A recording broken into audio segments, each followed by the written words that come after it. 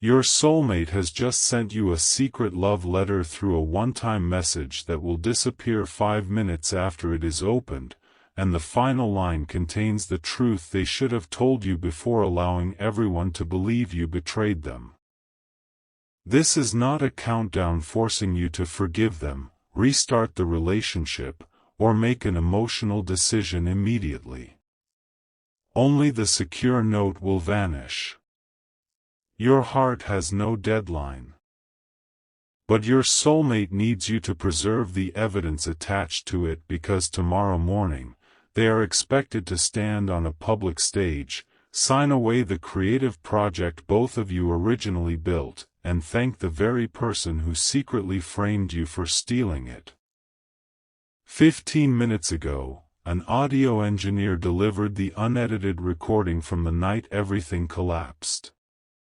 It proves you never leaked the project, never sold their private work, and never used their trust for personal gain.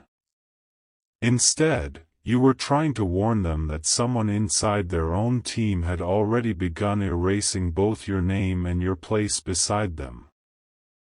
The disappearing letter begins with a sentence your soulmate has rewritten more times than they can count: "You did not destroy the future we were building." I believed the person who wanted that future to belong only to them. For months, your soulmate allowed a different story to become public. According to that story, you gained access to an unfinished project, shared private material without permission, and disappeared once the damage became impossible to deny. Friends were told you wanted attention. Colleagues were warned not to trust you. People who once watched both of you create something meaningful began treating your name like an uncomfortable mistake. Your soulmate never directly accused you in a public statement, but they allowed others to repeat the accusation because correcting it would have required admitting how deeply their own fear influenced every decision that followed. The project began long before money, contracts, and public attention entered the picture. It may have been a book, a documentary, an album, a digital platform, or another creative idea carrying pieces of both your lives. Your soulmate had the first concept, but you helped them understand what the concept was truly about. They imagined something impressive. You encouraged them to make it honest. You listened to early versions no one else had patience for, recognized which parts sounded beautiful but empty, and challenged them whenever they began creating for approval rather than meaning. Some of the project's strongest lines came from conversations with you.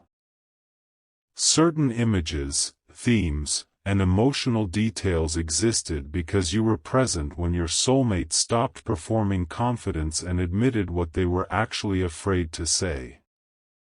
Neither of you initially discussed ownership. The work felt private, almost sacred. Your soulmate would create something late at night and send it to you before anyone else. You would respond with detailed notes, not because you wanted control, but because you understood the person beneath the work. When they wanted to abandon the project, you reminded them why it mattered. When you doubted whether your contribution had value, they promised that if the project ever reached a wider audience, both names would remain attached to its origin. At the time, the promise felt natural. Neither person imagined that success would eventually make everyone around your soulmate question why someone outside the official team possessed so much influence. The first person to recognize the project's financial potential was your soulmate's manager, Adrian. He had worked with them through earlier disappointments and presented himself as the person who understood how difficult industries operated. He negotiated opportunities, introduced useful contacts, and repeatedly warned your soulmate not to trust people attracted by future success. When he learned how much of the project had been developed through conversations with you, his reaction appeared supportive. He said emotional collaboration could create extraordinary work, but legal ownership needed to remain simple. He suggested describing you publicly as an encouraging friend rather than a creative partner until formal agreements could be prepared. You did not demand a title. You asked only that nothing be announced without an honest conversation. Adrian treated that request as evidence that you were already thinking about ownership.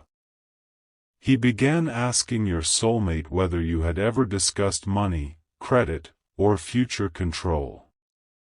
Your soulmate defended you initially. They said you had contributed without asking for anything and had protected unfinished material more carefully than several paid team members. Adrian smiled and said that was exactly why they needed to be cautious. According to him, people who wanted influence rarely announced their intentions before becoming impossible to remove. The warning entered your soulmate's mind even though they did not want to believe it. Success had always frightened them because success created new reasons to question why people remained close. Part of what made your connection powerful was that you were present before the project possessed obvious value. But Adrian repeatedly asked whether early loyalty guaranteed future honesty. He said emotional closeness could make professional betrayal easier because the trusted person already knew passwords, private fears, and vulnerable information. Your soulmate did not tell you these conversations were happening. They began changing passwords and limiting access without explanation. You noticed that drafts previously sent automatically were now discussed vaguely. Meetings you once attended informally were moved to times when you could not participate. When you asked whether something had changed, your soulmate said the project was entering a more professional phase and everyone needed clearer boundaries. You agreed with the idea of boundaries. You were hurt by the secrecy surrounding them. Then an unfinished section of the project appeared online. The leaked material was not a random draft. It contained the most personal section, the part your soulmate had created after telling you about a painful event they had never publicly discussed. Only a small number of people possessed access. The leak spread quickly because it appeared authentic, vulnerable, and unfinished. Some viewers praised it. Others mocked details that were never intended to exist without context. Your soulmate felt exposed in a way ordinary professional failure could never have created. Adrian arrived with evidence before anyone had time to think clearly. A security report showed that the file had been downloaded through an account connected to your email address. A message sent from the same account said, "If they keep delaying this, someone needs to release it before the team buries the truth." The sentence resembled the way you spoke about courage and creative honesty. A short voice recording appeared to contain your voice saying, "They will understand after it is out. I cannot wait for permission anymore." Your soulmate listened once and felt physically sick. You had criticized Adrian's plan to remove certain personal sections from the project. You believed fear was making everyone protect the marketability of the work at the expense of its meaning. The forged evidence transformed that artistic disagreement into a motive. Adrian said you probably convinced yourself that leaking the material would force your soulmate to preserve the honest version. Your soulmate wanted to call you. Adrian warned them not to reveal what the security team had found. He said a guilty person would immediately delete messages, contact reporters, or create another story. He encouraged your soulmate to behave normally while lawyers secured evidence. Your soulmate agreed because panic had made certainty feel more valuable than communication. You sensed the change immediately. Their replies became cold. They asked strange questions about whether you believed unfinished work sometimes needed to be released without the creator's approval. You answered that no one had the right to make that decision for another person. Instead of feeling reassured, your soulmate wondered whether you were protecting yourself carefully. Every answer was interpreted through suspicion. The security report said the file had been downloaded through your account at 2:14 in the morning. You had been asleep, but you could not prove where every device connected to your account had been. Months earlier, Adrian's assistant helped set up a shared review system and asked you to sign in through a studio computer. You assumed the access had been removed after the session ended. It had not. Someone inside the studio could still enter the review platform under your name. You did not know this when your soulmate confronted you 3 days later. They did not show you the evidence. They asked whether you had ever believed the project would become more powerful if the private material appeared publicly. You said the material deserved to remain, but only your soulmate could choose when and how it was released. They asked whether you had discussed the project with anyone. You admitted seeking advice from an independent intellectual property consultant because you were worried the team would erase your contributions and later blame you for objecting. You had not given the consultant any confidential files. You described the situation in general terms and asked how collaborative work could be documented fairly. To your soulmate, the admission sounded like another hidden act. They asked why you consulted someone without telling them. You answered that every attempt to discuss credit had recently been treated like evidence of greed. You wanted to understand your position before entering another conversation where Adrian controlled the language. Your soulmate heard Adrian's warning inside every sentence. They said, maybe you were never protecting the project. Maybe you were protecting your place inside it. You understood immediately that someone had been speaking about you.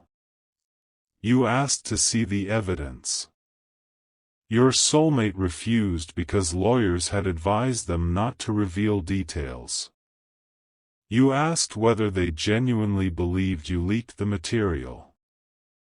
They looked away and said, I do not know what to believe anymore. That sentence ended something fundamental between you. You had expected anger, questions, and even temporary doubt. You did not expect the person who knew how carefully you protected their most vulnerable words to deny you the opportunity to defend yourself. You said, someone has given you a version of me that makes your fear easier to manage. When you are ready to compare that version with the person you actually knew, call me. Your soulmate did not call. Adrian advised complete distance while the team prepared a new version of the project.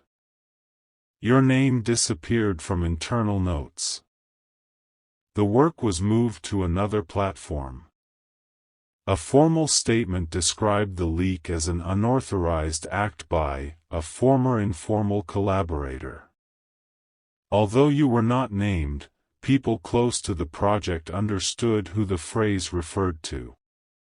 You contacted the platform hosting the leaked material and submitted evidence that the upload violated your soulmate's ownership. You paid for urgent legal assistance because the removal request was becoming trapped inside delays. You could have defended yourself publicly by revealing how much of the project you helped create. Instead, you focused upon stopping the spread of material that exposed someone who no longer trusted you.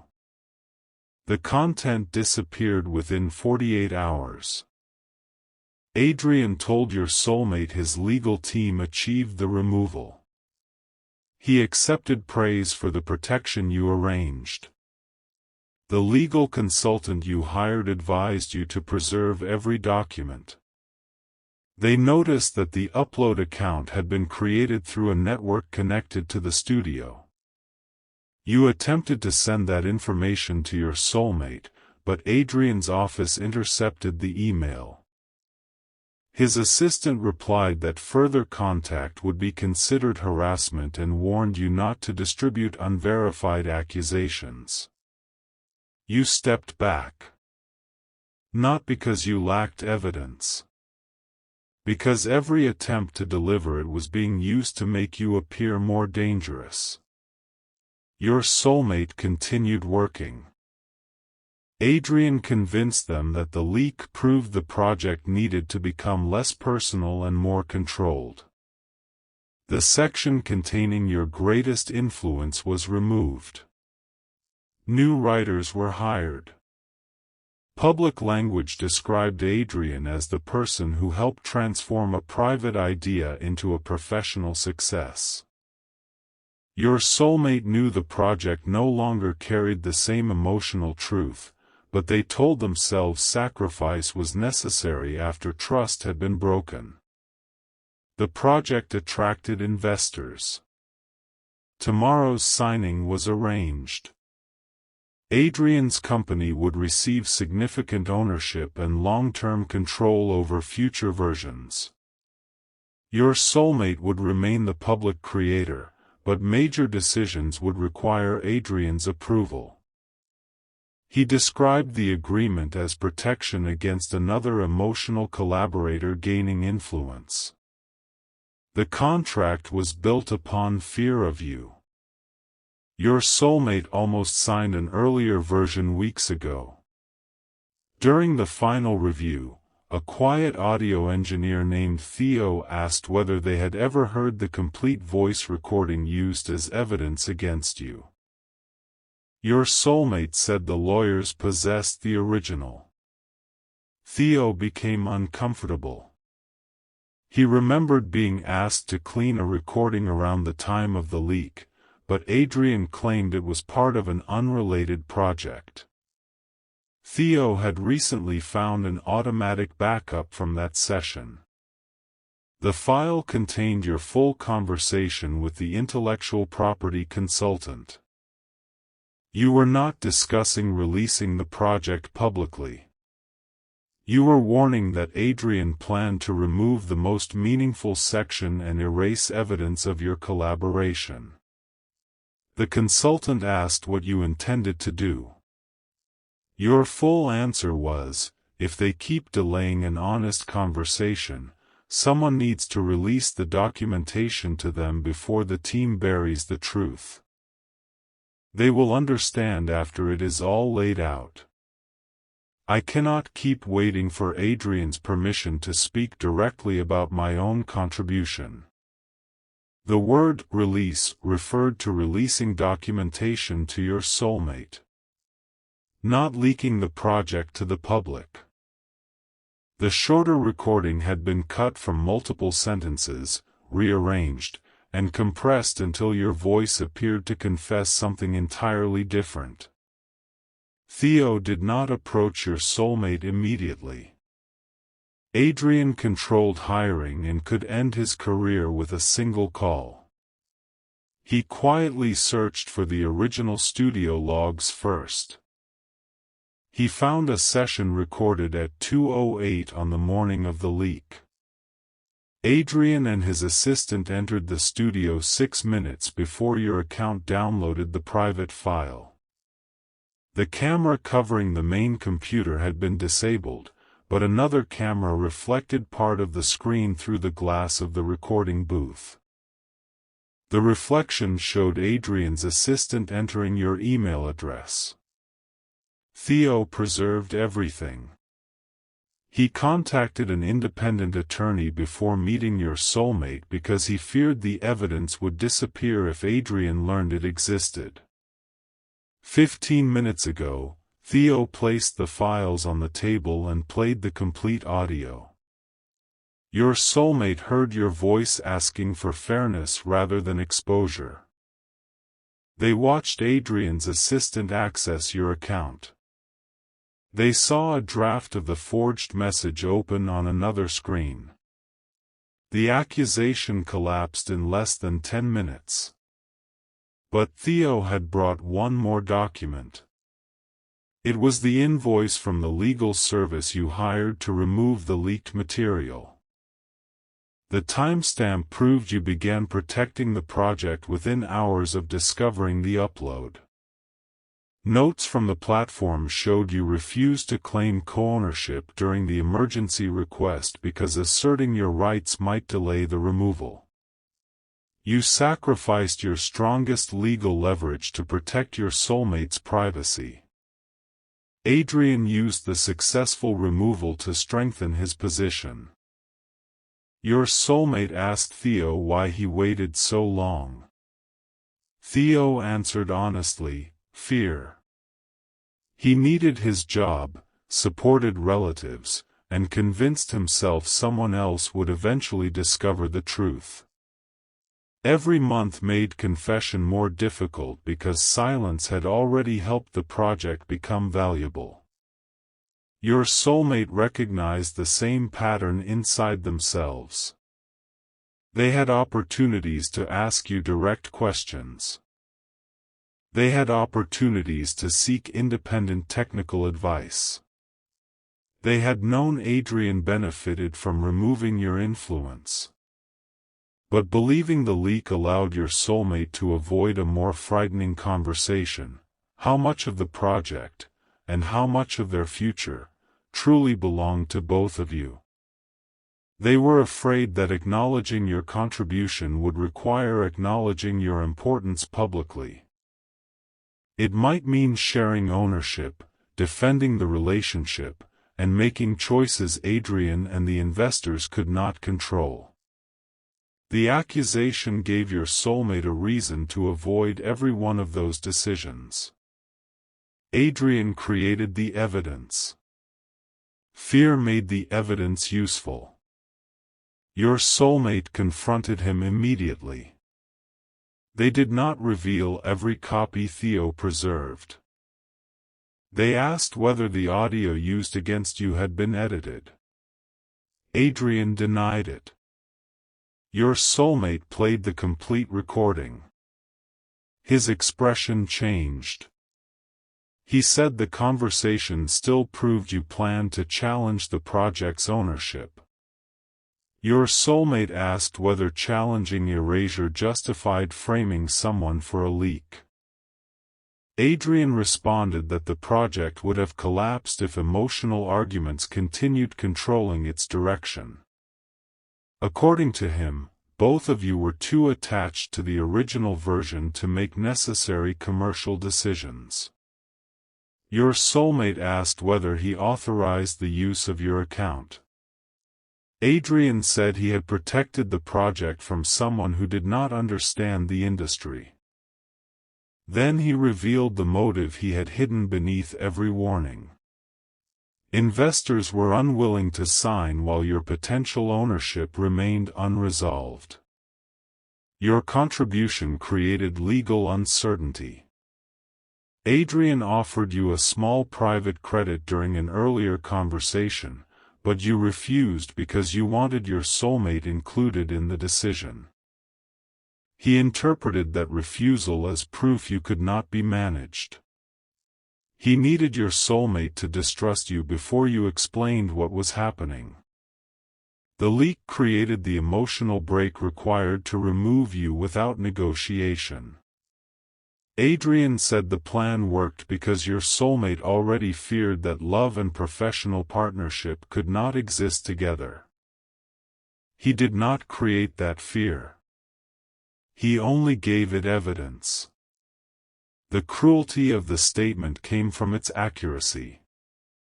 Your soulmate told him tomorrow's contract would not be signed.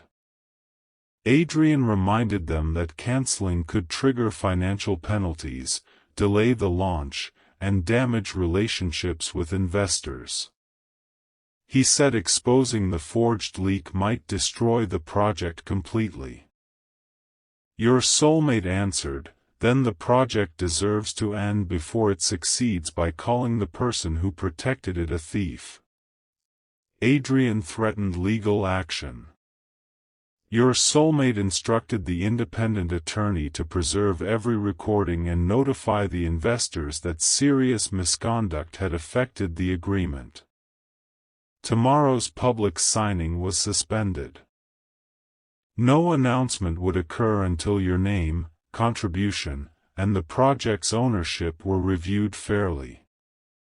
Your soulmate did not make these decisions because they knew you would return. They had not contacted you yet.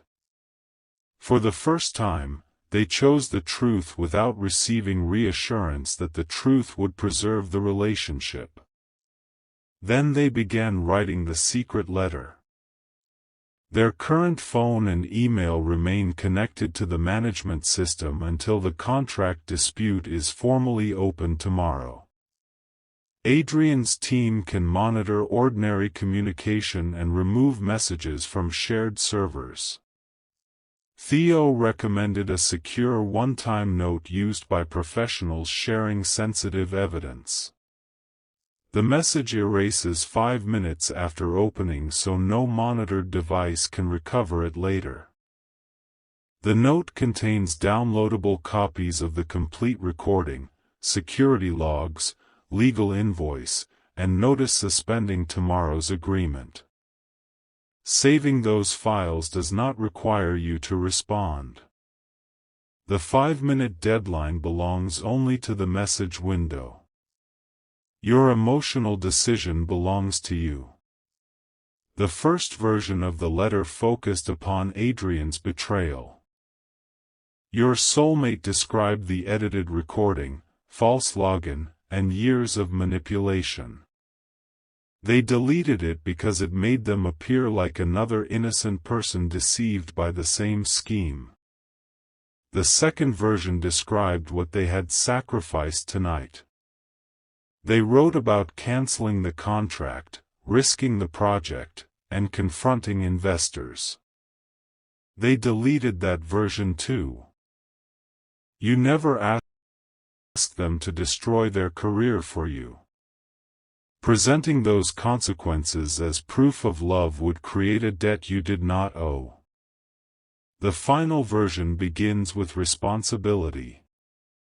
It says, "Adrian framed you, but I gave him the power to succeed.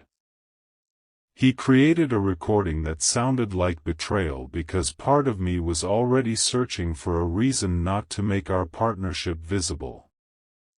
I knew your character. I knew how carefully you protected my private work. I still allowed one edited file to become stronger than everything you had shown me." Your soulmate admits they watched your professional reputation become damaged and remained silent. They saw your name disappear from the project but told themselves you had chosen the outcome. They accepted Adrian's praise for removing the leaked material without discovering that you arranged the removal. They write, "You protected my work while I helped everyone treat your work as though it never existed." That is the sentence they fear you will never forgive. The letter explains that the project cannot continue honestly without a complete review. Your soulmate has preserved every early draft proving your contribution. They are not announcing you as a partner publicly without consent. You may want credit, compensation, ownership, privacy, or complete separation from the work. You will choose. They will no longer allow Adrian, investors, or their own fear to decide what your involvement meant. Your soulmate also understands that correcting professional credit does not automatically repair emotional trust. You were not hurt only because your ideas disappeared. You were hurt because the person who knew you most intimately asked for no complete explanation before allowing suspicion to replace you. They refused to show you the evidence. They used legal language to avoid emotional honesty. They made you defend yourself against an accusation you were not allowed to examine. Then they interpreted your withdrawal as confirmation. You may understand how convincing the fabricated evidence appeared and still decide their response revealed something unsafe. Trust is not proven only when information is easy. Trust is also the willingness to ask direct questions when fear offers a simpler story. Your soulmate says they failed that test. They are not sending this letter to say the obstacle is gone and the original future can resume. The person you were when the leak happened may have been willing to rebuild beside them. The person opening this message today may have different boundaries, opportunities, and dreams. Late truth cannot demand your earlier availability. Your soulmate will not appear at your home. They will not ask mutual friends to persuade you. They will not use tomorrow's cancelled event to create dramatic pressure. The secure note contains an independent attorney's contact. You can receive the evidence, discuss your contribution, and correct your name without speaking personally to your soulmate. They are separating accountability from reconciliation. If you never reopen the relationship, they must still restore the truth. If the project ends, your innocence remains important. If the project survives, your contribution cannot be erased. Your soulmate says they are prepared to publicly correct the story. They will state that the leak was manufactured through unauthorized access, an edited recording, and internal manipulation. They will admit that their response allowed suspicion to spread. They will not describe you as someone who recently proved innocence. You were innocent before the evidence appeared. The evidence proves only how long the truth was ignored. They have also contacted the people who heard the private accusation. Some friends defended your soulmate because they believed the security report. Others suspected something was wrong but remained quiet to protect their own access to the project. Your soulmate is telling each person that your silence after the confrontation was not guilt. It was dignity. You stopped offering explanations to people determined to filter everything through suspicion. The assistant who accessed your account has requested legal representation. Adrian claims she acted beyond his instructions, but the studio recordings suggest otherwise. Your soulmate will allow the independent investigation to determine responsibility. They are not asking you to participate in public revenge. Exposure should restore truth, not create another spectacle using your pain. The final line of the love letter is the part your soulmate wants you to read before the message disappears. It does not say, "Please come back." It says, "I thought losing the project would be the worst thing that could happen to me, so I allowed the person protecting it to convince me I had to lose you. Tonight I learned the project was never truly mine when your truth had to be removed for it to succeed. I would rather rebuild every page from nothing than keep one line written through the destruction of your name. Your soulmate still loves you. But they understand love is not the most important proof tonight. The proof is whether they continue choosing truth tomorrow, when investors threaten consequences and the emotional shock fades. The proof is whether they restore your contribution without demanding access to your heart. The proof is whether they accept your anger without using Adrian's manipulation to escape their own responsibility. One disappearing letter cannot rebuild trust. It can only end the lie. You may open the note and feel relief. The person you love did not discover a genuine betrayal. The recording was edited. Your account was misused. The accusation was created to remove you from the project. Relief may become grief when you realize how easily someone used your soulmate's hidden fear. It may become anger when you remember every moment your questions were treated like manipulation. It may become tenderness when you read the parts of the letter describing the original dream. Allow every emotion to exist without making a decision immediately. Save the evidence if you need it. Let the message disappear. Your ability to choose will remain. Perhaps you will respond through the attorney and request complete professional separation. That choice is valid. Your soulmate cannot use personal history to reduce what you deserve legally. Perhaps you will accept a conversation after reviewing everything. If you do, ask what has changed beyond Adrian's exposure. Ask why your soulmate feared sharing credit.